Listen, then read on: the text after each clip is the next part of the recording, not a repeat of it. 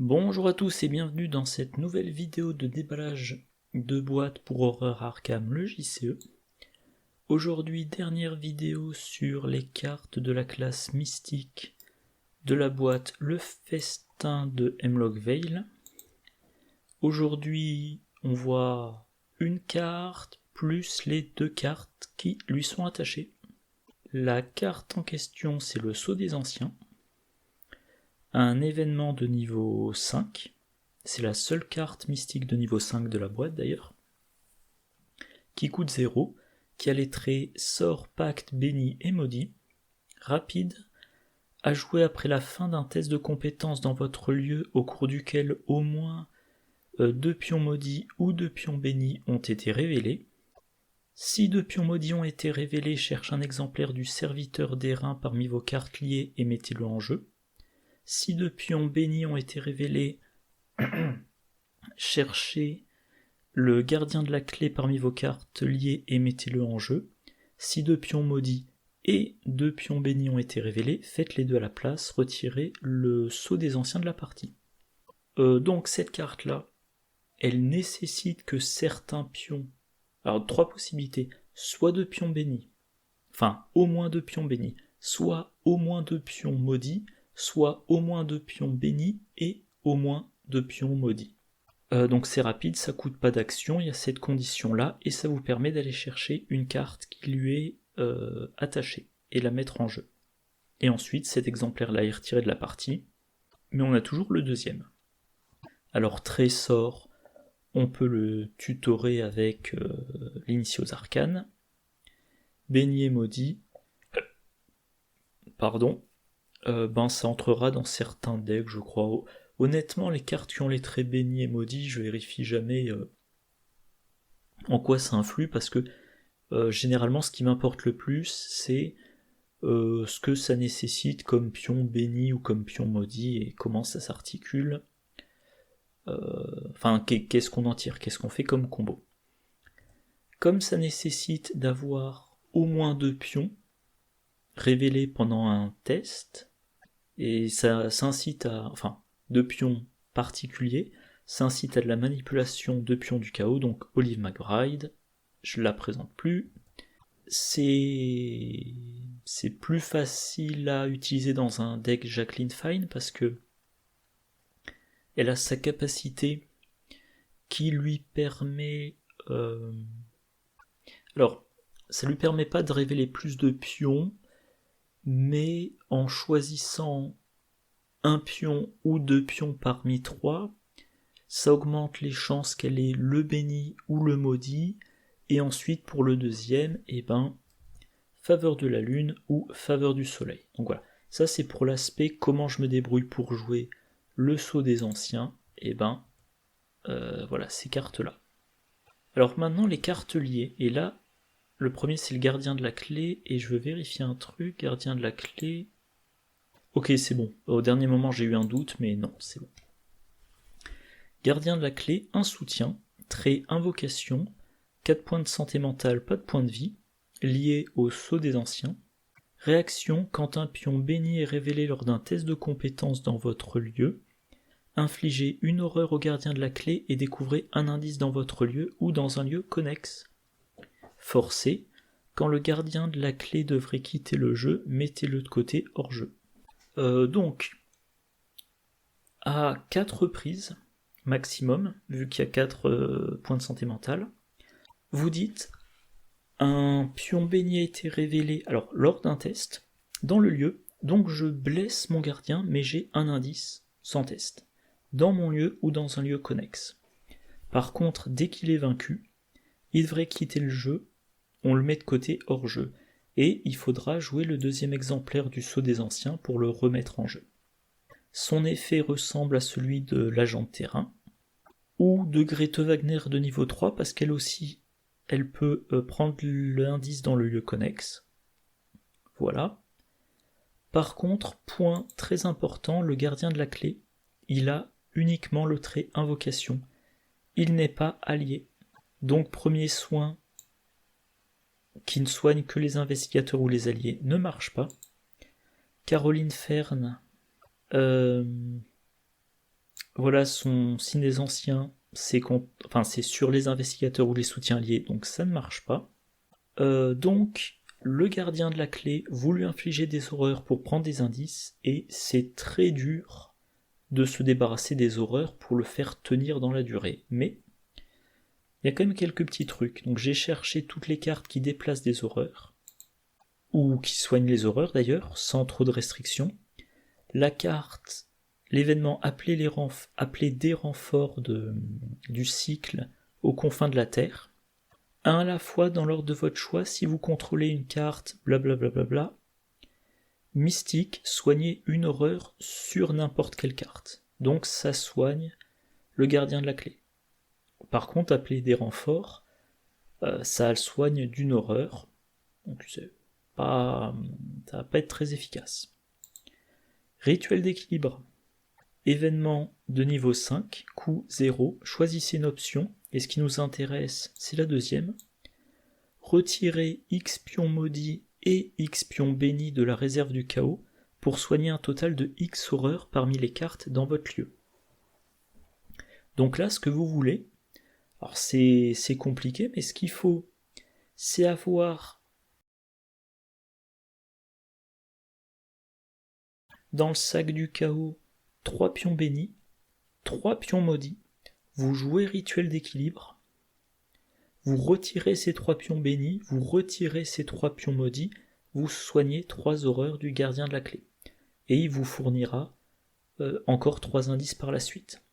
Mais ça veut dire qu'il faut être dans une logique de groupe qui joue le béni et le maudit. Voilà. Et ça vous coûte une action. La pierre ancienne esprit en harmonie, donc la pierre ancienne améliorée.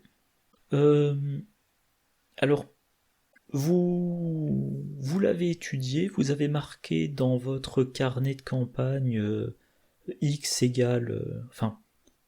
comment ils appellent ça déjà Voilà, vous avez réussi un test de difficulté X, vous mettez la valeur de X dans votre carnet de campagne. Quand vous jouez la version étudiée, il y a X secret sur la carte. Et cette carte-là, elle dit réaction. Quand vous piochez n'importe quel nombre de cartes, dépensez un nombre identique de secrets. Soignez ce même nombre d'horreurs sur une carte dans votre lieu.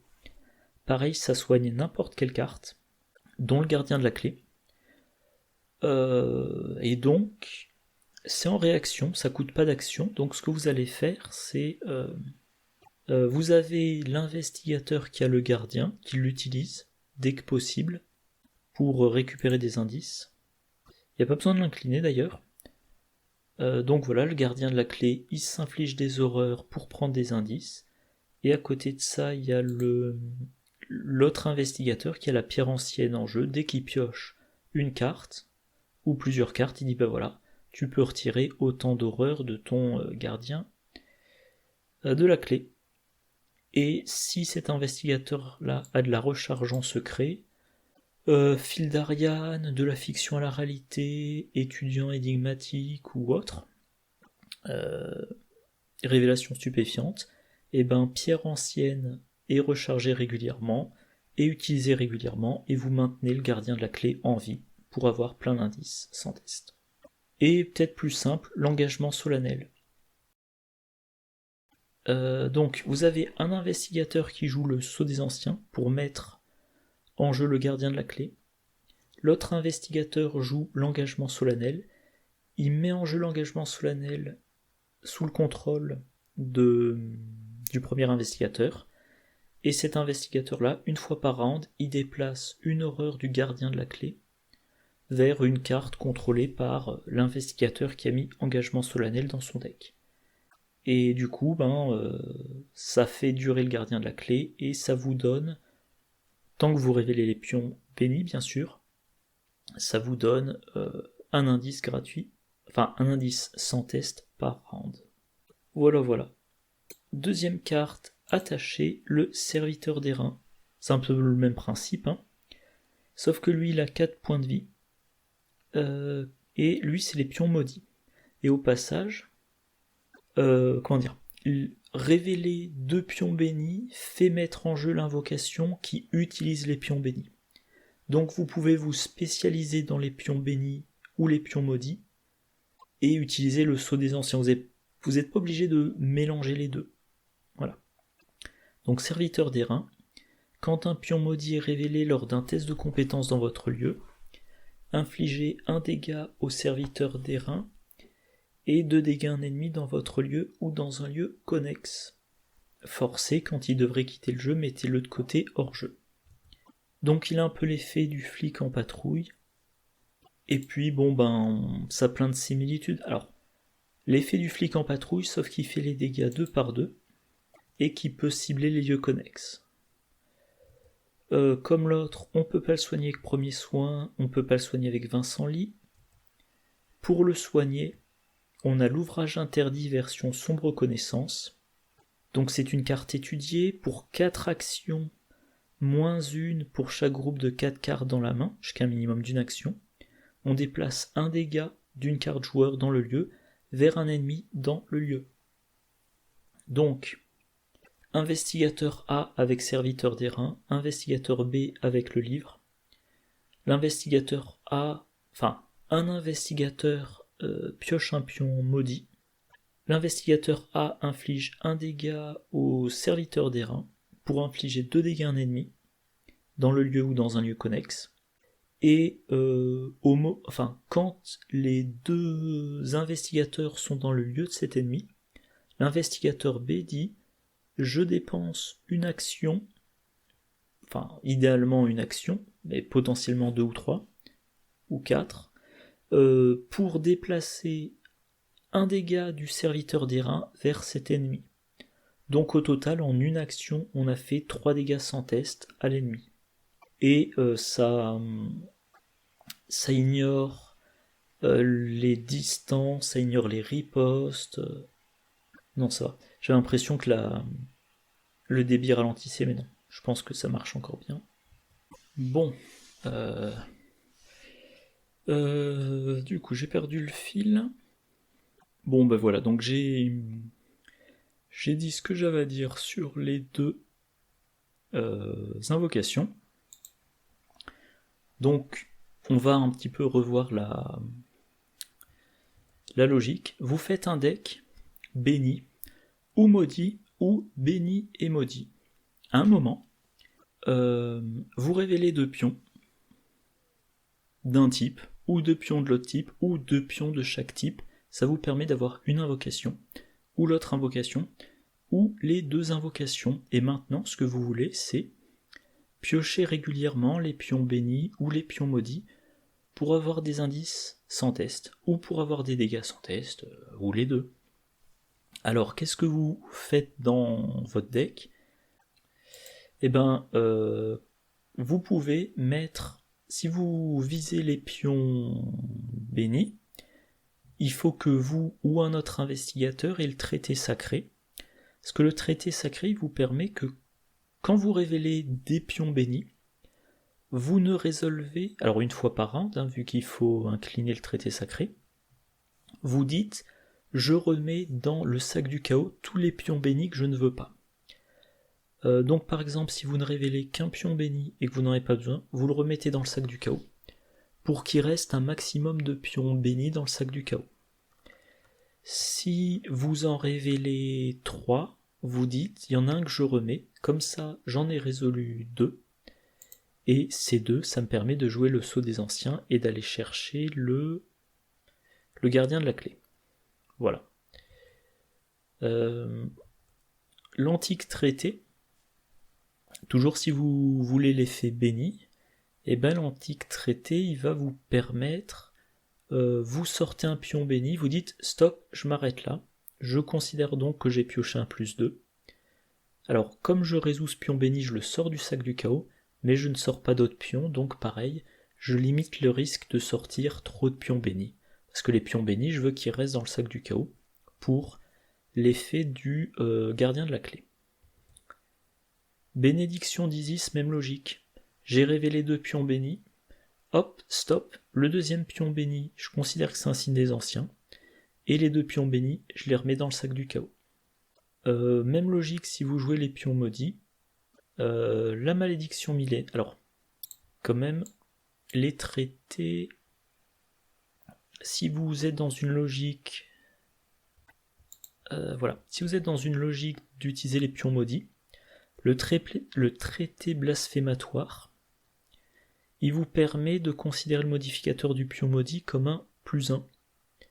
Donc, vous limitez le risque d'échouer à vos tests de compétences à cause des pions maudits. Le pion, vous le renvoyez dans la réserve du chaos, donc vous maintenez les pions maudits pour le gardien des reins.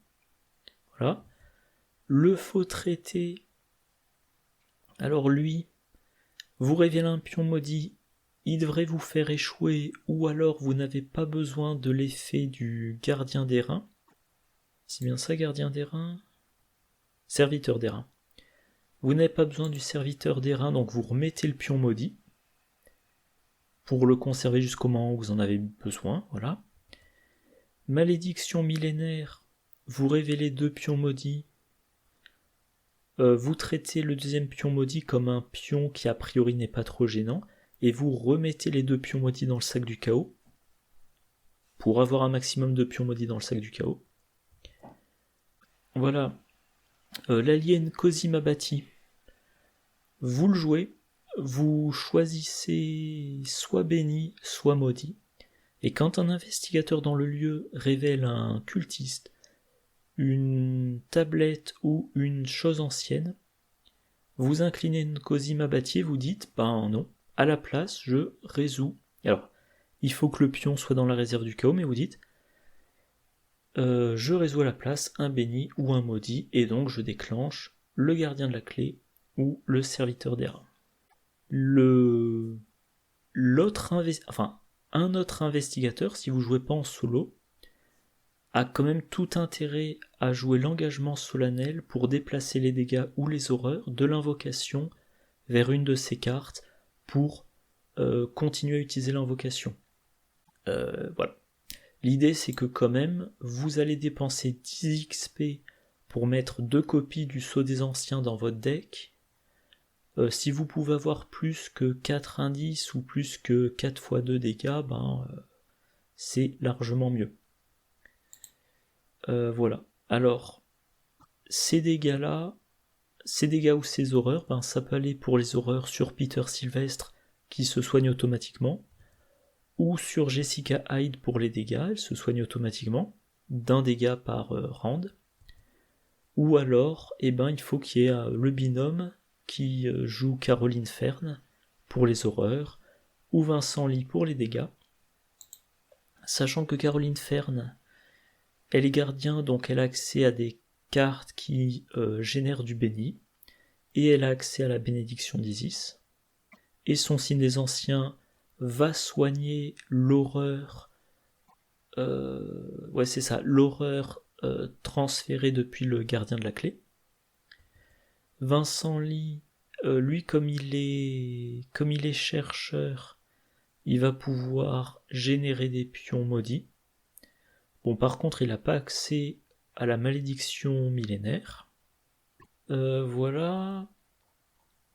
Et alors, comme c'est une carte mystique de niveau 5, les mystiques qui vont être bons pour jouer cette carte-là, Jacqueline Fine, elle a intégré de la manipulation de pions, donc de meilleures chances de révéler les 2 pions bénis ou les 2 pions maudits, et de meilleures chances de sortir ces pions-là pendant des tests pour déclencher l'effet de l'invocation.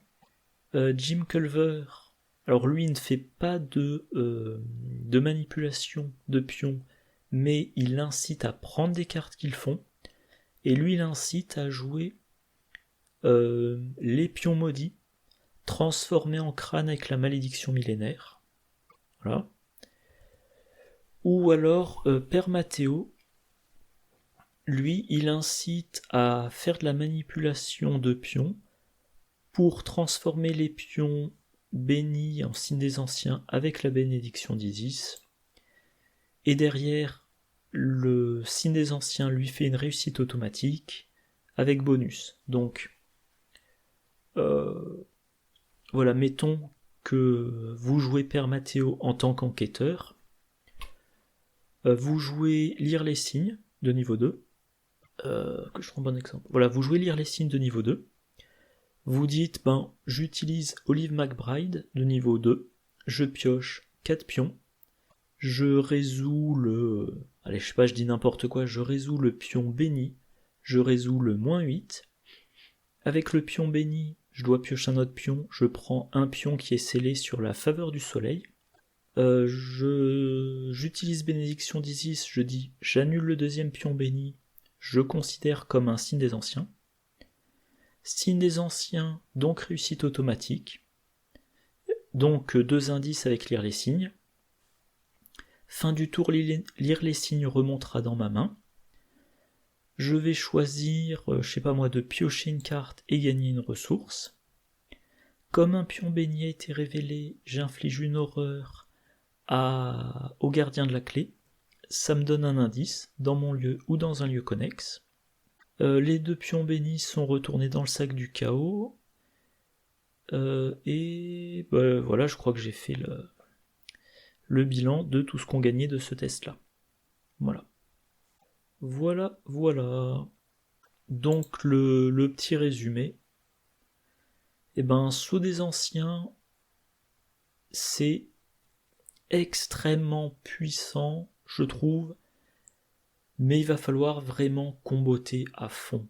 Alors moi je le jouerai pas en solo, mais je le jouerai bien en duo ou en trio si je joue à fond la logique bénédiction d'Isis ou malédiction millénaire, mais vous voyez toutes les combos qu'il y a, c'est quand même assez lourd. Ça veut dire qu'il faut que le mystique joue les pions bénis ou maudits, ce qui n'est pas forcément facile et intéressant pour tous. Il faut que le binôme joue même chose, pion béni ou pion maudit, et que le binôme ait accès à une combo de soins de l'invocation. Donc si on revient sur le gardien de la clé, parce que moi je le préfère, mais je préfère les pions bénis aux pions maudits, mais si on pense par exemple au gardien de la clé, ça veut dire qu'il faut jouer un mystique qui a un bon accès aux pions bénis, c'est-à-dire qu'il est biclassé gardien ou survivant, ou qu'il a accès aux cartes qui ont le trait béni, et il faut que son binôme ait accès à engagement solennel pour déplacer les horreurs, ou accès à la pierre ancienne, et s'il a accès à engagement solennel, il faut qu'en plus de ça, il ait quelque chose pour soigner toutes les horreurs qui ont été transférées. Tout cela en étant bon en combat, vu que le mystique va faire les indices, et qu'il ait accès aux pions bénis, donc qu'il soit biclassé gardien ou survivant. Ça veut dire que vous allez par exemple prendre Père Mathéo, qui va s'occuper des indices, et que vous allez le mettre en binôme avec Caroline Fern, qui devra faire les dégâts, sachant qu'elle n'a pas accès aux armes de niveau 1 ou plus. Donc il faudra qu'elle fasse les dégâts autrement, soit avec des armes de niveau 0, soit avec des cartes non-armes qui font des dégâts. Ouais, donc il faut vraiment, j'allais dire faire le deck aux petits oignons. Mais si vous y arrivez, quand même, l'effet de l'invocation, je revérifie, il n'y a pas de limite par round. Si vous révélez 4 pions bénis lors d'un test de compétence, vous pouvez utiliser à 4 reprises le gardien de la clé pendant ce test. Je vais vérifier rapidement l'engagement solennel. Il n'y a pas de limite de nombre d'exemplaires qu'on peut donner à un investigateur. C'est myriade, donc on peut en avoir 3 dans son deck. Donc potentiellement, par exemple, Caroline Fern pourrait jouer 3 engagements solennels sous le contrôle d'un autre investigateur. Cet autre investigateur à chaque round, il utilise jusqu'à 3 fois le gardien de la clé pour prendre 3 indices sans avoir à réussir de test, et avec les 3 engagements solennels, il refile les 3 horreurs. Caroline Fern, elle se débrouille pour soigner les 3 horreurs. Une automatiquement avec Peter Sylvestre et une avec son signe des anciens par exemple et une avec la thérapie par l'hypnose, donc potentiellement sans dépenser la moindre action, 3 indices et les 3 horreurs transférées, donc voilà, potentiellement, si toutes les étoiles sont alignées, le gardien de la clé, ça vous fait 3 indices en test par round. C'est extrêmement puissant. Vous pouvez faire toute votre partie, enfin vous pouvez faire votre partie avec le gardien de la clé. Je l'ai peut-être pas trop précisé, mais c'est pas des enquêtes. Donc vous êtes immunisé à porte verrouillée, vous êtes immunisé à tous les effets du style vous ne pouvez pas enquêter. Vous êtes immunisé aux effets hantés. Vous n'avez pas à aller dans les lieux, il suffit d'être dans le lieu connexe. Vous pouvez éventuellement envisager de faire tout un deck dont l'idée est je dois avoir le gardien de la clé le plus tôt possible et je ne fais qu'utiliser le gardien de la clé. Voilà. Et éventuellement même... Non, j'allais dire une bêtise. Bon. Enfin voilà, donc... Je trouve que c'est extrêmement puissant si vous arrivez à en tirer le meilleur. Si vous arrivez à en tirer le meilleur, c'est quasiment trop puissant. Mais c'est dur justement d'arriver dans cette situation où la carte se révèle. Voilà. Bon ben, vidéo assez longue pour une seule carte. Je vais m'arrêter là. C'était la dernière vidéo sur les cartes mystiques. Prochaine vidéo, on passe aux cartes survivantes. Pour les cartes survivantes, il y aura également cette vidéo. Ensuite, 2 vidéos sur les cartes neutres, une vidéo sur les cartes faiblesses, et ensuite on passera aux 5 vidéos sur les decks. Et ensuite, je crois que ce que j'ai prévu, c'est